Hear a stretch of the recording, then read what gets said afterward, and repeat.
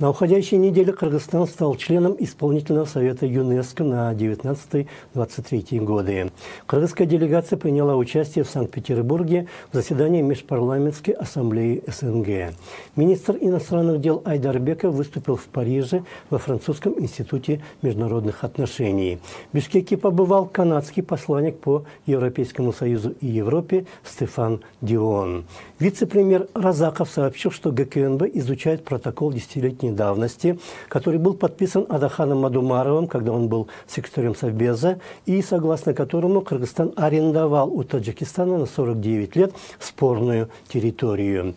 Режиссер и постановщик телесериала Акшола Окенова потребовала с радио «Азаттык» компенсацию морального ущерба в размере 5 миллионов сомов. Президент Жээнбеков выступил на международной конференции «Православие и ислам. Религии мира». В Стамбуле прошел турецко-кыргызский бизнес-форум. Депутата Джумалиева уличили в наличии у него 33 компаний, которые он не указал в декларации. Верховный суд смягчил приговор экс-депутату Дамирбеку Асылбеку Уулу, которого суд Алматы приговорил к 10 годам лишения свободы. Он будет отбывать наказание в колонии общего режима. Статком сообщил, что за 3 недели ноября средняя цена на уголь повысилась на 140 сомов за тонну и достигла 7-8 тысяч. При этом в Токтогуле и Таласе цены выросли на 900 сомов. Профессору Шеффилдского университета Базбеку Давлетову присвоено звание почетного академика Академии наук Кыргызстана. Лауреатом премии Межпарламентской ассамблеи СНГ имени Айтматова стал таджикский поэт Мухаммад Гоиб. В Георгу-Кеңеше прошла сессия с участием 25 детей из регионов, посвященная Всемирному дню ребенка и 30-летию принятия Конвенции ООН о правах ребенка.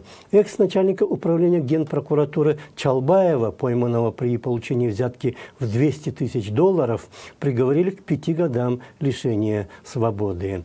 Госрегистр сообщил, что автомобильный парк Кыргызстана с 2010 года увеличился более чем втрое, и сейчас его численность 1 миллион 350 тысяч. В Бишкеке состоялся гала-концерт звезд итальянского театра «Ла Скала». На месте бывшей налоговой инспекции Первомайского района Бишкека началось строительство нового детского сада. В Национальной библиотеке имени Алыкула Осмонова прошла «Библионочь» на тему «Книга и чтение в цифровую эпоху».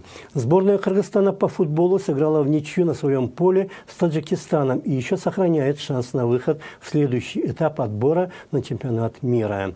Директор Госагентства по спорту Аманкулов заявил, что физкультурная академия не отвечает никаким требованиям. В Бишкеке на пересечении улицы Курманжан-Датка и проспекта Чуй уже установили баннер с рекламой сайта по продаже наркотиков, который затем демонтировали.